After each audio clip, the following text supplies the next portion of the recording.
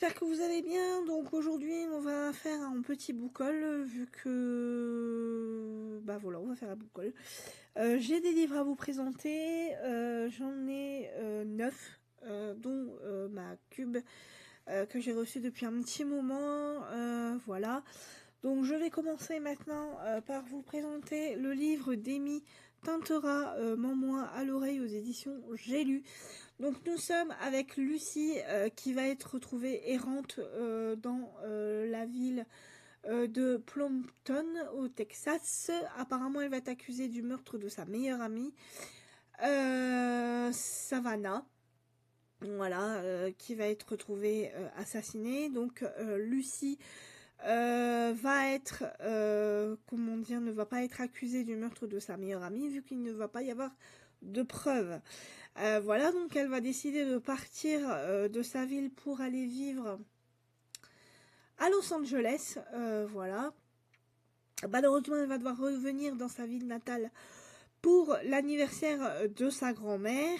Et c'est là qu'elle va faire la connaissance de Ben Owen, qui est un présentateur de podcasts et qui va essayer de trouver donc la coupable ou le coupable du meurtre de Savannah. Voilà. Et Lucy va au fur et à mesure découvrir ce qui s'est passé ce jour-là. Donc est-ce qu'elle va découvrir que c'est elle la meurtrière ou pas? Donc on va le découvrir dans ce livre. Voilà. C'est un livre que j'ai vu passer beaucoup sur les réseaux et je l'ai vu à mon espace culture de chez Leclerc et j'ai eu envie de me l'acheter. Voilà. Donc Mens-moi à l'oreille d'Amy Tintera aux éditions J'ai lu. Ensuite, je me suis acheté le livre de Jérôme Loubry et d'Eva Björg Eggisdottir, Exil islandais aux éditions donc Point. Nous sommes là à Reykjavik où une journaliste va s'effondrer devant ses invités à l'ambassade de France. Et donc officiellement ça sera d'une allergie mortelle, mais Vera, qui est une femme politique islandaise en vue, s'interroge. Voilà. Elle va se demander qui était cette Camille qui s'est présentée à elle comme une vieille amie de l'ambassadeur. Et si sa mort tragique aurait un rapport avec une histoire survenue à Lyon il y a 20 ans. Elle va voir arriver Philippe Dutrieux, inspecteur lyonnais, qui va changer la donne. Voilà. Donc les deux auteurs ont décidé de se mettre ensemble pour raconter cette histoire. Sachant que le livre ne fait même pas 200 pages, donc ça devrait être rapidement lu. Voilà, donc Exil islandais d'Eva Björg Eggisdottir et de Jérôme Loubry. Ensuite, je me suis acheté, donc pareil, toujours pareil, à mon espace culture de chez Leclerc, donc Mariposa, le tome 1 d'Azra Reed, aux éditions Hugo Roman. Donc regardez-moi cette beauté de livre. Voilà, le jaspage, donc tout simple noir, mais très très beau. Donc c'est de la dark romance, donc nous allons faire la connaissance de Mariposa, donc qui est une jeune femme qui cherche à fuir son cas au quotidien. Sauf qu'elle va être entraînée dans l'univers brutal de Com King, qui est l'héritier d'un dangereux trafiquant d'art américain, qui attend de la retrouver depuis des années. Elle connaît l'horreur depuis sa plus tendre enfance, mais rien n'aurait pu la préparer à l'emprise de celui qui la considère comme l'outil de sa vengeance. Donc on va être au milieu des balles, du sang, de la haine. Mariposa espère se libérer des griffes de Com, mais rien ne garantit qu'elle en sortira indemne. Voilà. Donc Mariposa, le tome 1 d'Azra Reed, aux éditions Hugo Roman. Ensuite, donc là, livre que je ne savais pas, mais c'est le 7e tome de l'auteur Jean-Christophe Ruffin, qui va nous parler les aventures d'Aurel Consul. Voilà, donc là il va être sur l'île de Sainte-Hélène, où il va y avoir la disparition d'un notable Euh, alors, d'un consul, voilà, qui est sur l'île de Sainte-Hélène. Et donc il va disparaître et c'est justement Aurel, le consul, qui va enquêter donc sur cette disparition. Il va être aidé d'une jeune Française venue dans ces contrées du bout du monde pour exorciser ses fantômes. Aurel aurait eu du mal à le découvrir. Voilà. Donc, cet enquêteur Norm va nous faire rencontrer des personnages extraordinaires. Cette fois, Aurel, pour notre plus grand plaisir, trouve plus original que lui. Pardon. Excusez-moi. Un petit peu. Voilà, donc je viens de découvrir que c'est le 7e tome donc des aventures d'Aurel Timescu. Voilà. Que cette aventure a commencé en 2018. Et voilà, et donc je vais découvrir donc ce personnage récurrent de Jean-Christophe Ruffin. Voilà, donc je vous dirai ce que j'en ai pensé. Donc La Folie Sainte-Hélène aux éditions Calman Lévy.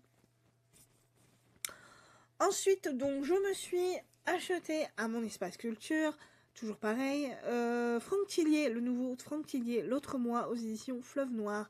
Donc regardez cette magnifique couverture rose bonbon. Ici, le cauchemar commence, pardon.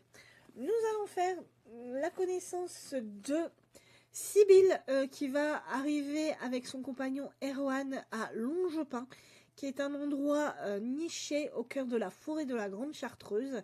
Voilà, c'est un site militaire et civil. Et là, ces jeunes gens travaillent à des projets classés secret défense. Et en fait, Erwan est docteur en neurosciences. Et il a vu la possibilité d'intégrer cette communauté comme la chance de sa carrière. Et il va avoir l'espoir aussi que là-bas, ses confrères parviennent à aider celle qu'il aime. Car Sibylle a un petit problème. Elle a eu un accident de voiture qui a coûté la vie à son enfant. Et en fait, depuis cet accident, elle souffre d'amnésie post-traumatique et elle est sujette à des cauchemars qui sont intenses et troublants au point qu'elle ne sait pas toujours distinguer le rêve de la réalité. Voilà. Donc on va faire la connaissance de ces personnages et de cette unité là de Longepin. Voilà, qui nous est présentée comme ceci. Donc ça a l'air d'être très intéressant, encore une fois. Franck Tillier nous promet des sueurs froides. Donc L'autre moi de Franck Tillier aux éditions Fleuve Noir. Ensuite, je me suis procuré au furet donc le nouveau Ragnar Jonasson, donc qui est sorti depuis un petit moment. Nota, qui est l'enquête inédite d'Aritor et qui est suivie de Gunnar,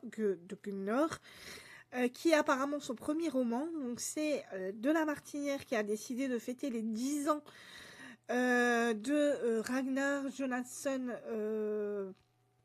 en tant que qu'auteur. Voilà, donc c'est pour fêter son premier roman publié en France. Et donc, moi personnellement, je vais faire la connaissance d'Aritor qui va enquêter donc sur un drame qui s'est passé par rapport avec son père. Je vais y arriver. Et on va être donc à Sigurfordur, le village le plus au nord de l'Islande. Et on va remonter enfin aux origines de ce petit village. Donc ça fait un petit moment que je voulais le livre de Ragnar Jonasson. Normalement, j'avais prévu de me l'acheter donc le Noël 2025. Mais je n'ai pas pu me l'acheter. Donc du coup là, comme j'ai été au furet, je suis tombée dessus et je me suis dit je vais me l'acheter tout de suite. Parce que non seulement c'est à Arbac, mais regardez-moi ce Jacques Page comme il est magnifique. Avec le petit signet en tissu là. Il est vraiment sublime. Alors il fait 29 € quand même. Mais bon, je voulais vraiment relire du Ragnar Jonasson. Et comme je ne connaissais pas donc sa saga Gunnar et sa saga d'Aritor, je voulais commencer cette fameuse saga. Et quoi de plus normal que de commencer par un hardback. Voilà. Donc Ragnar Johansson nota l'enquête inédite d'Aritor suivie de Knorr. Et il y aura aussi une nouvelle inédite dans ce magnifique ouvrage. Voilà. Ensuite, je me suis acheté le livre de John Grisham, Les Enfermés, et de Jim McCloskey, aux éditions JC Lattès. Alors, pourquoi je me suis lancée dans ce livre? Parce que je croyais que c'était une histoire complète. Sauf que j'ai découvert, en lisant la 4e de couvre, qu'en fait, il y a 10 enquêtes, 10 affaires relatées dans ces pages. Et en fait, les deux auteurs vont parler de ces innocents séparés de leur famille, qui ont perdu des décennies de leur vie en prison, voire risqué la peine capitale, et tandis que les véritables coupables restaient libres. Donc John Grisham et Jim McCloskey ont décidé de parler de ces 10 histoires et de raconter leur lutte acharnée menée pour réparer l'injustice. Ils vont examiner de plus près les raisons derrière ces condamnations aveugles, ainsi que le racisme, les fautes professionnelles, les témoignages erronés et la corruption qui rendent leur révision si compliquée. Voilà, c'est le fruit de recherches implacables et raconté avec un suspense comme seul John Grisham en a le secret. Les Enfermés, l'histoire de la reconquête de la liberté quand tout semble perdu d'avance. Voilà, donc on est vraiment dans 10 enquêtes différentes. Donc une fois avec John Grisham, une fois, donc là vous voyez, donc Autopsy Game, donc John Grisham, et une fois avec, voilà, une autre histoire, donc une histoire d'enregistrement de Jim McCloskey. Voilà. Donc à chaque fois, on va avoir 10 petites histoires comme ça. Et à un moment donné, donc on va avoir des petites photos de personnes. Alors je sais pas si voilà, si c'est l'affaire de ces personnes-là, mais voilà. On va avoir des photos de, à mon avis, de toutes les enquêtes dont on va parler. Voilà. Dans cette histoire. Donc je vous dirai ce que j'en ai pensé. John Grisham, pour moi, c'est quand même une valeur sûre. Donc j'espère que je ne vais pas le regretter. Je vous en dirai plus quand je l'aurai lu. John Grisham et Jim McCloskey, Les Enfermés, aux éditions JC Lattès. Et enfin, donc je me suis acheté le livre d'Élise Kova, Arcana Academy, aux éditions Bragelonne. Donc là, dans cette histoire, nous sommes au royaume d'Oricalis, où la magie du tarot est réservée à une élite formée à la mystérieuse Académie des Arcades. On va faire la connaissance de Clara, qui ne fait pas partie de cette élite, mais qui va être capturée et condamnée à la prison à vie par l'énigmatique directeur de l'académie, le prince Kaelis, qui va lui offrir son salut et qui va bien évidemment la faire rentrer donc dans cette fameuse académie où elle va plonger dans un monde de magie arcanique et d'intrigues de cour où le moindre faux pas lui coûtera la liberté, voire pire. Clara va découvrir peu à peu que les apparences sont trompeuses avec ce prince qu'elle s'est juré de haïr, mais peut-elle prendre le risque de lui donner un pouvoir absolu sur l'avenir et sur son cœur? Ou vaudrait-il mieux qu'elle s'en empare elle-même? Voilà, donc on va être dans cette histoire. Et c'est un hardback et c'est un Jasper juste magnifique. Voilà.